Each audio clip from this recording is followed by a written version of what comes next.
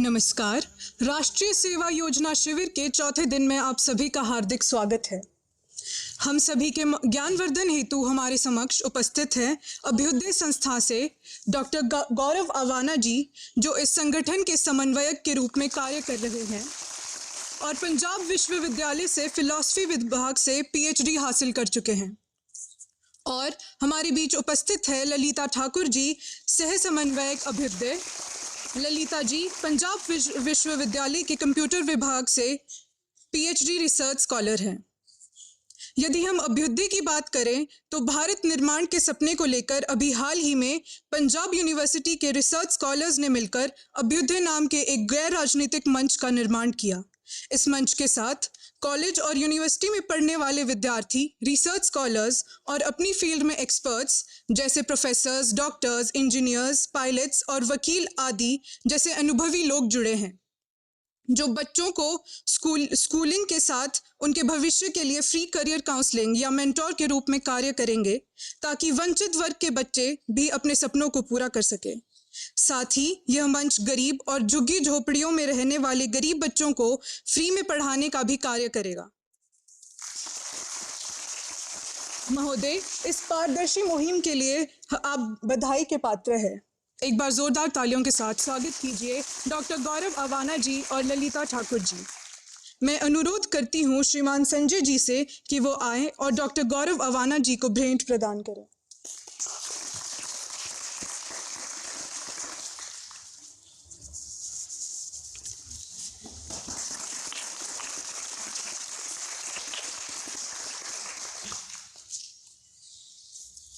धन्यवाद महोदय। अब मैं आमंत्रित करती हूँ डॉक्टर गौरव अवाना जी को कि वो आए और एनएसएस स्वयंसेवियों का मार्गदर्शन करें।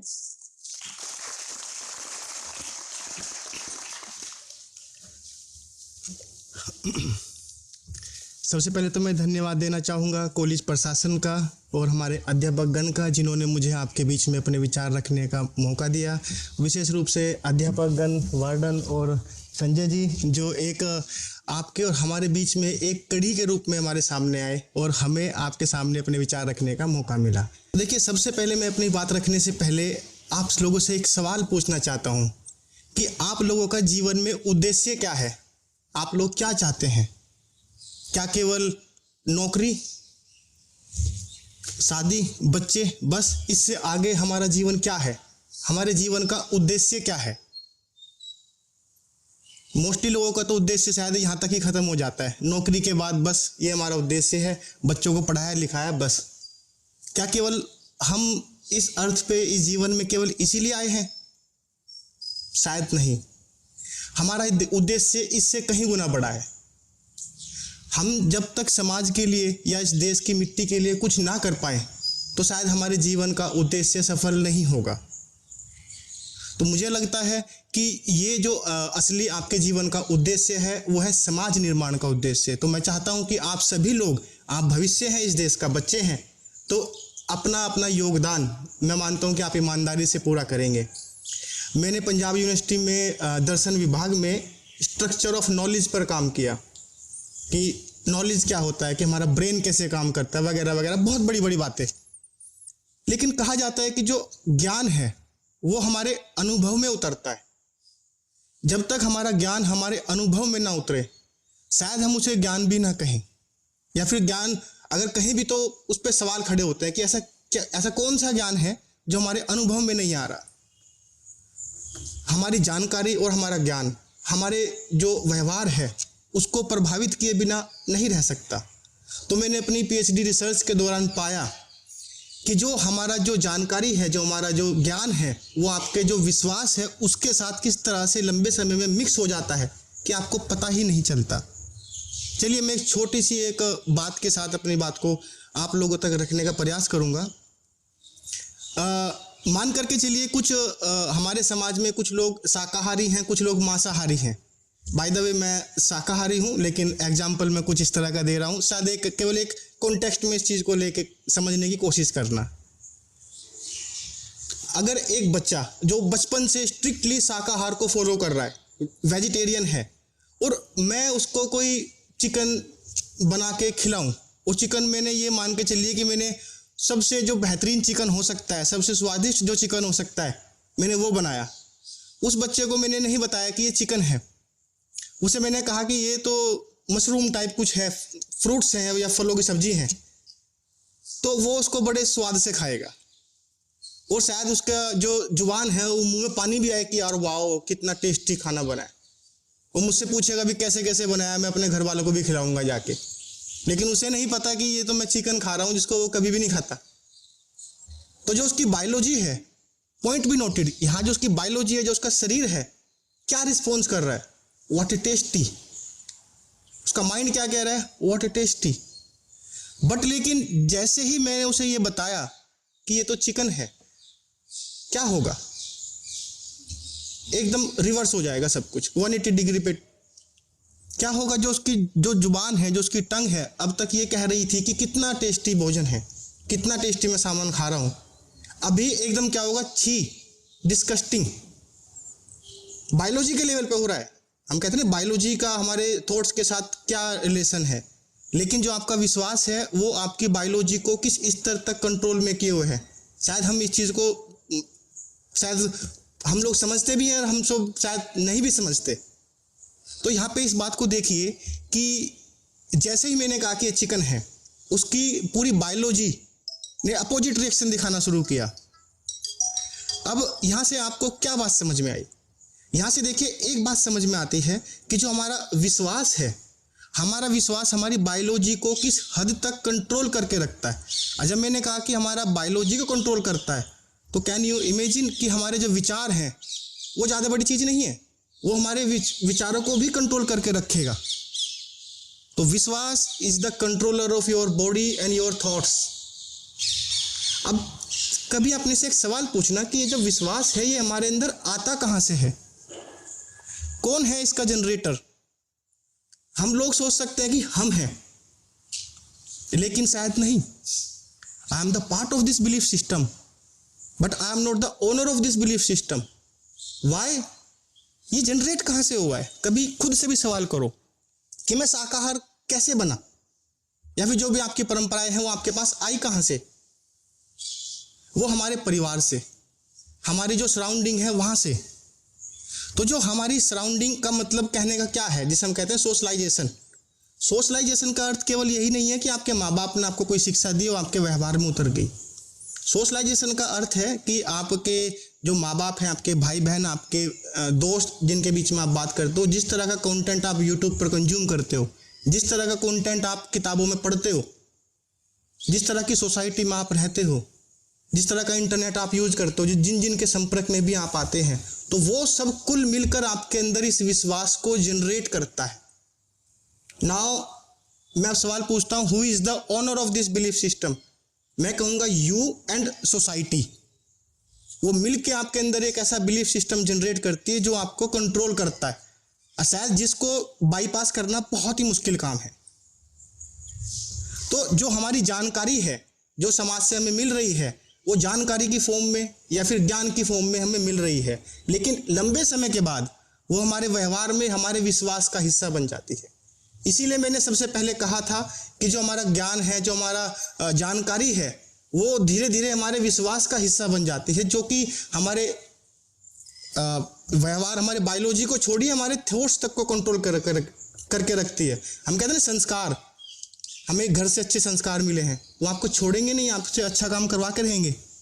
कानून तो डंडे के दम पे काम कराता है ना। जो हमारे संस्कार है वो हमसे इंटरनली हमसे काम कराता है। तो ये सब चीज़ें हमारे पास कहाँ से आती है? जानकारी की फॉर्म में। और जब आपकी चेतना का विकास होता है, जब आप विकसित होते हो, विकसित का अर्थ क्या है? फिलॉसफी को एक बात कहा जाता है हमेशा कि philosophy is the second order reflection.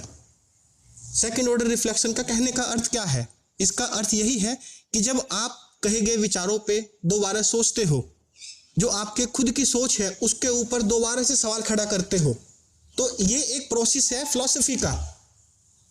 जब आप चीज़ों पे सवाल खड़ा कर रहे हो, तो यहाँ से आपकी जो ज्ञान की जो परंपरा है, जो ज्ञान का जो एक विकास है, उसकी शुरुआत होती है। तो जो ज्ञान है एक लंबी परंपरा है, एक साधना है, लेकिन जब ये आपके व्यवहार में उतरती है तो सिर चढ़ के बोलती है। यही रीजन है कि जितने भी हमारे महापुरुष हैं, चाहे आप महात्मा बुद्ध को लो, चाहे आप तमाम हमारे महापुरुष है, एक एक का नाम मैं यहाँ पे गिनवाने बैठूंगा तो रात हो जाएगी। इसलिए आप देखिए, जब उनके पास ज्ञान आया तो वो समाज में सेवा करने के लिए गए। नहीं तो वो भी चाह सकते थे कि हम जीवन में अपने माँ बच्चों के साथ बस खुश रहे। महात्मा बुद्ध के पास तो सब कुछ था, क्या नहीं था उनके पास? उन सब चीज़ों को छोड़ के वो लोगों के बीच में गए। गुरु नानक जी, अपना घर बार सब कुछ था, समाज में जाने की क्या जरूरत थी? मैंने कहा ना कि ज्ञान आपके सिर चढ़ के बोलता है, जानकारी आप लोगों के सिर चढ़ के बोलती है। तो जितने भी हमारे महापुरुष हैं, अंबेडकर हुए, महात्मा गांधी हुए, तमाम महापुरुष, इन्होंने अपना पूरा जीवन लगा दिया समाज के लिए। चाहते तो अपने आराम से, अपने बीवी बच्चों के लिए अपने आराम से जिंदगी जीते, लेकिन नहीं। तो जो जानकारी है वो इतनी कीमती चीज़ है, शायद हम उस चीज़ का अंदाज़ा भी नहीं लगा सकते। हम एक भिखारी को क्या दे सकते हैं जो आपसे मांगने आए? पैसा।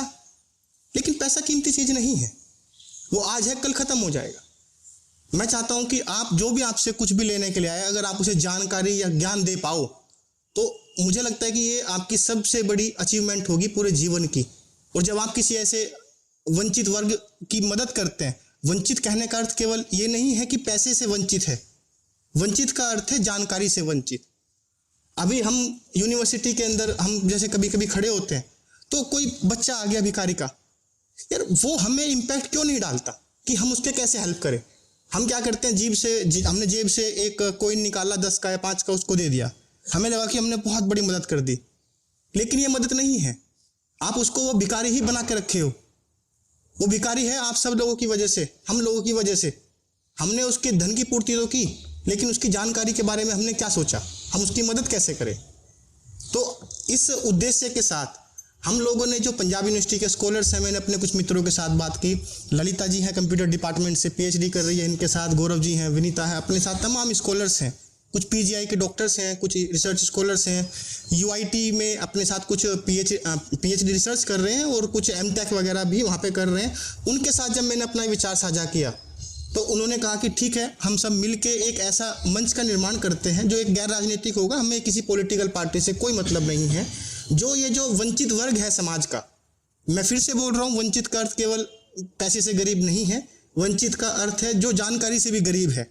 और वो शायद हम लोग भी बहुत हद तक जानकारी शायद हमारे पास ही पूरी तरह से नहीं है। आप लोग भी किसी स्तर पर वंचित हो सकते हो, जानकारी के स्तर पे। अब वंचित है तभी आप यहाँ विद्यालय में बैठे हो सीखने के लिए। तो आप लोगों की अगर हम मदद कर पाएँ किसी भी स्तर पे, जानकारी के स्तर पे, तो इससे बड़ी हमारे लिए और क्या देन हो सकती है। अब आप लोग पूछ सकते हो कि हमारे अंदर ये कुछ ऐसा विचार क्यों आया कि हम आप या गरीब लोगों की मदद करें? वाई? देखिए, ललिता जी हैं, ललिता जी को स्कॉलरशिप मिल रही है यूजीसी की तरफ से, लगभग इसकी अमाउंट है 50,000 रुपये के आसपास पर मंथ। मुझे भी स्कॉलरशिप मिली है पीएचडी के दौरान, लगभग यही जो अमाउंट सेम है, जेआरएफ क्लियर किया। अब सोचने वाली बात है कि वो जो पैसा है जो हमारी पढ़ाई के दौरान सरकार ने हमें दिया, वो कहाँ से आया? सरकार तो पैसा नहीं कमा रही ना, सरकार के पास पैसा आया, आप जो आपके माँ बाप हैं, मेहनत का पैसा, खून पसीने से जो पैसे पे जो टैक्स लगता है, वो टैक्स का पैसा सरकार के पास गया और उस पैसे से सरकार ने हमें स्कॉलरशिप दी, हमें पढ़ाया। क्या हमारे अंदर इस बात की संवेदना अब नहीं होनी चाहिए कि आपके माँ बाप या फिर जो हमें लगता है कि जो टैक्स पेयर नहीं है, जो गरीब बच्चे हैं, झोपड़ी में रहने वाले, वो टैक्स नहीं देते? वो टैक्स देते हैं। वो इनडायरेक्ट टैक्स, अगर आप बाहर से एक बिस्किट भी खरीदते हो 5 रुपये का, तो उसके ऊपर भी 1 रुपये के आसपास का टैक्स लगता है। तो तमाम जो वो खाना तो खा ही रहे हैं ना सामान खरीद के मार्केट से, तो डायरेक्टली इनडायरेक्टली उनके पास भी टैक्स पड़ रहा है। तो उनकी उस खून पसीने की कमाई सरकार के पास जा रही है और उससे हमें अगर कोई पैसा मिल रहा है तो अब हमारा क्या दायित्व बनता है कि हम उस पैसे का रिटर्न करें। रिटर्न कैसे कर सकते हैं, बदला हम कैसे उतार पाएँ उसको, जो कर्ज है हमारे ऊपर। हमने कहा गुरु ऋण, देव ऋण, मातृ ऋण, पिता ऋण, जो ये समाज का ऋण है, हम ये कैसे उतारेंगे, जिनकी वजह से हम लोग आज हम यहाँ तक पढ़कर पहुँचे हैं। तो मुझे लगता है कि ये जो एक हमारे पास हमने एक इस मंच का निर्माण किया है, वो शायद इसी उद्देश्य के साथ किया है कि जो हमारा जो एक्सपोजर है, जो अध्यापकगण है या फिर जो डॉक्टर्स हैं, जो इंजीनियर हैं, उनके उस एक्सपोजर को या फिर जो उनकी अंडरस्टैंडिंग है, उसको हम बच्चों तक कैसे पहुँचा पाए। आप लोगों में से कुछ होंगे यूपीएससी सिविल्स की तैयारी कर रहे होंगे, तो आपको शायद नहीं पता कि कैसे करनी है। आप यूट्यूब पर सर्च करते हो, आपको 2 दिन आपको बहुत अच्छे जवाब नहीं मिलते, आप डिमोटिवेट होकर बैठ जाते हैं।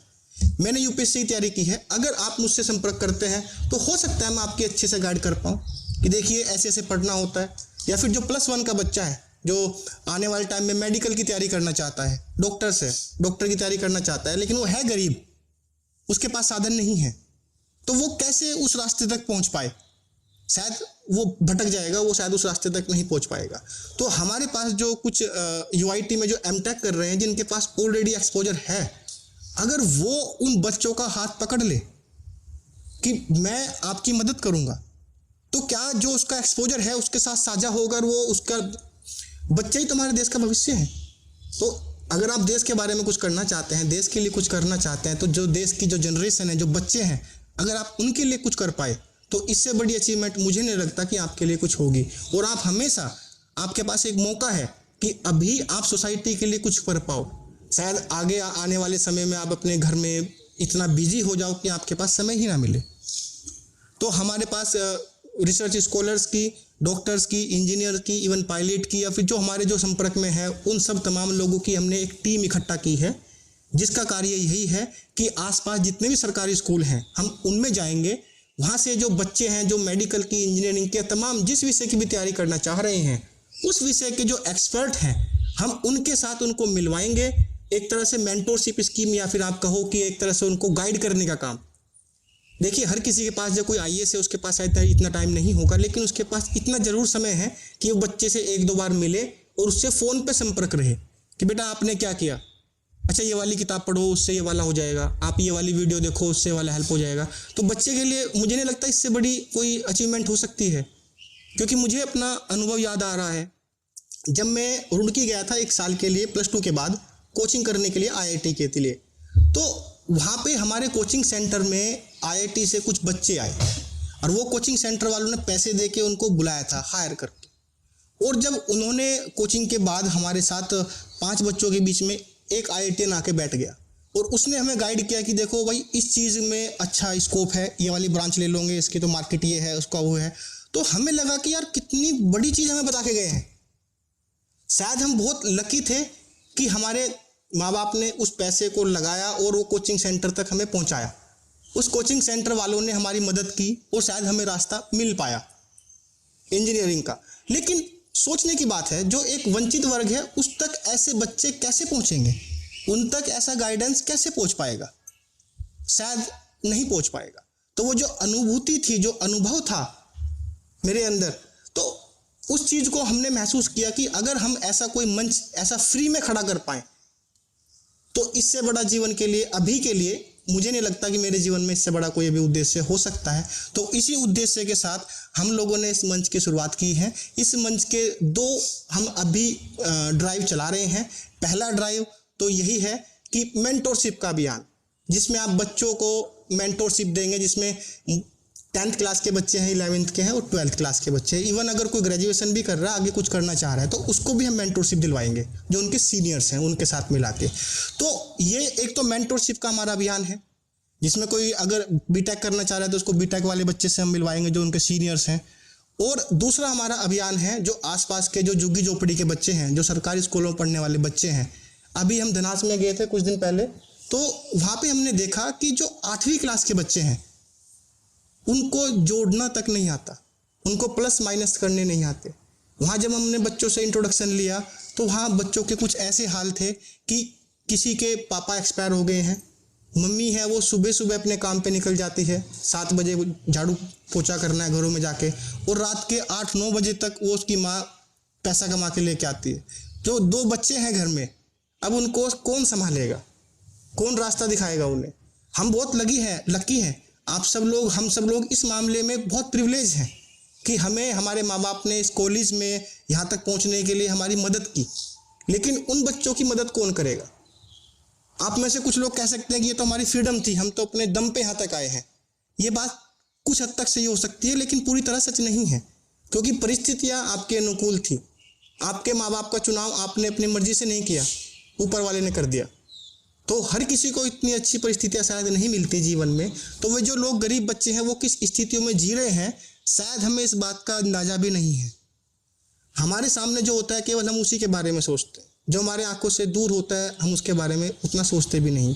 और हम लोग इतने आदी हो गए हैं कि हमारे सामने से कोई भिखारी निकलता है जिसकी स्थिति बहुत खराब है, हमें फ़र्क ही नहीं पड़ता, क्योंकि हम आदी हो गए हैं उन चीज़ों को देखने के। क्यों फ़र्क नहीं पड़ता? कभी आपने अपनी आत्मा को झंकोर कर देखा है कि वाई ऐसा क्यों है? हम सरकारों से उम्मीद करते हैं कि सरकार ये करेगी वो करेगी। अरे आप लोग इस देश के सदस्य हो, आप लोगों ने क्या कदम उठाया इसको ठीक करने के लिए?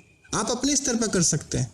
अभी मैं बात कह रहा था कि अंबेडकर, महात्मा बुद्ध या फिर गुरुदेव जी के, गुरु नानक जी के बारे में मैंने बात कही। आप कह सकते हैं उनके पास तो बहुत ज्ञान है, वो लोग कर सकते हैं। हमारे पास तो ज्ञान नहीं है, हम कैसे सर्व करेंगे? आपके पास इतना ज्ञान तो है कि आप 6वीं 7वीं 8वीं बच्चों को पढ़ा सको। हिंदी, इंग्लिश, पंजाबी ऐसे तमाम विषय हैं आज जो आपको पढ़ने आते हैं।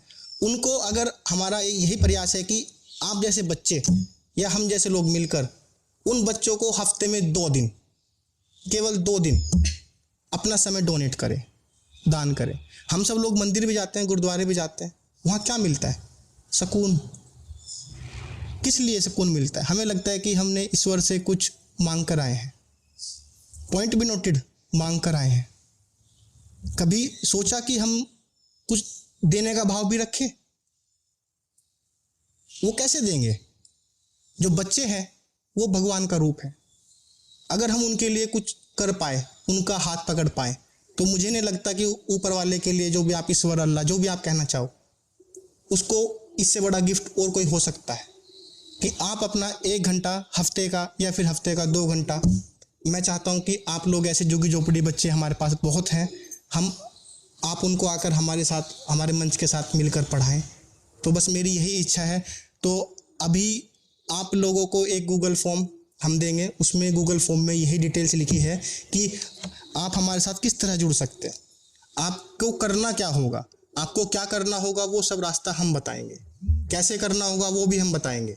हम गूगल फॉर्म में बस जस्ट इतनी जानकारी है कि आप हमारी कौन सी मुहिम के साथ जुड़ना चाहते हैं, मेंटरशिप की मुहिम या बच्चों को पढ़ाने की मुहिम।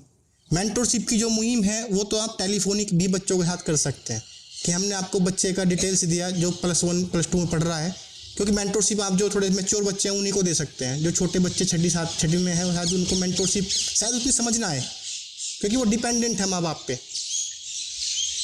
तो जो टीचिंग है मैं चाहता हूँ कि आप उसमें हमारे साथ जुड़े। ये 2 मंच हैं हमारे साथ काम करने के, एक तो मेंटरशिप का और एक बच्चों को पढ़ाने का। अब इसमें पढ़ाना कैसे होगा? आपको हफ्ते में 1 घंटा या 2 घंटा, जितनी भी आपकी विलिंग है, या फिर 2 हफ्ते में भी अगर आप 1 घंटा निकालना चाहते हैं, तो हमारे पास गूगल फॉर्म है, उसमें सारी डिटेल्स हैं कि आप अपना कितना समय डोनेट कर सकते हैं बच्चों के लिए। और इसमें कोई पैसा नहीं है और ना ही आपको शायद पैसा मिले, लेकिन जो चीज़ मिलेगी वो मिलेगा सुकून। इससे बड़ी चीज़ शायद आपको ना मिले। और अगर आप ये काम करते हैं तो मैं डेफिनेटली कहता हूँ कि इस चीज़ को आप एक बार करके देखिए, डेमो के लिए करके देखिए, 4 दिन ही पढ़ा के देखिए, आपको जो सुकून मिलेगा वो अलग स्तर का होगा। और जो कोई भी दुनिया का पैसा, कोई भी संपत्ति आपको वो सुकून नहीं दे पाएगी। तो मैं चाहता हूँ कि आप उस देश के निर्माण में अपना योगदान निभाएं। बस थैंक यू सो मच। मेरी बात को आप लोगों ने इतने प्यार से सुना, इसके लिए मैं बहुत बहुत कृतज्ञ हूँ। विनीता जी कुछ कहना चाहेंगे?